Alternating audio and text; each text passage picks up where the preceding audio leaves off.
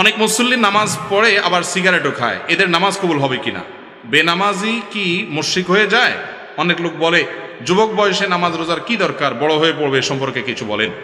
ভাই, যুবক বয়সে নামাজ রোজার কি দরকার, বড় হয়ে পড়বেন। আপনি যে বড় হওয়ার সুযোগ পাবেন তার আগে আপনার মৃত্যু আসবে না, তার গ্যারান্টি কি কারোর কাছে আছে? আর আল্লাহ তাআলা কি নামাজটা কি বৃদ্ধদের জন্য বা বৃদ্ধ বয়সে পড়ার জন্য করেছেন, না সব সময়ের জন্য? প্রাপ্তবয়স্ক হওয়ার পর থেকে ওয়াবুদ রাব্বাকা হাত্তা ইয়াতিয়াকাল ইয়াকিন, মৃত্যু আসার আগ পর্যন্ত ইবাদত করাটা আবশ্যক। অতএব এটা শয়তানের ধোঁকা, এটা কোনো অবস্থাতে জায়েজ নাই। নামাজ প্রাপ্তবয়স্ক হওয়ার পর থেকে ফরজ করা হয়েছে। আল্লাহ তাআলা আমাদের সবাইকে আমলের তৌফিক দান করুন। আর বেনামাজি এই ব্যক্তি কি অমুসলমান কিনা, এটা নিয়ে অনেক ওলামাদের মত হলো সে অমুসলমান হয়ে যায়। আমরা অনেকে এটা জানি না। অনেক ইমামদের মতে ইচ্ছাকৃত নামাজ ত্যাগ করলে সে মুসলমান থাকে না। নবী করিম সাল্লাল্লাহু আলাইহি ওয়াসাল্লাম বলেছেন, বাইনার রাজুলি ওয়াশ শিরকি ওয়াল কুফরি তারকুস সালাত। একজন ব্যক্তির মাঝে শিরক এবং কুফরের পার্থক্য আর ব্যবধান হলো নামাজ ত্যাগ।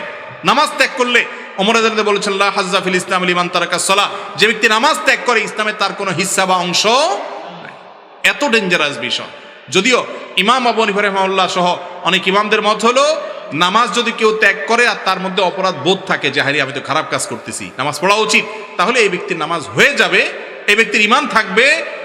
আর যদি তার মধ্যে নামাজের ব্যাপারে অবহেলা থাকে এইভাবে যে সে মনে করে নামাজ পড়লে কি হবে না হবে, নাউজুবিল্লাহ, এরকম মনে করলে ওই ব্যক্তি ইসলামে থাকবে না।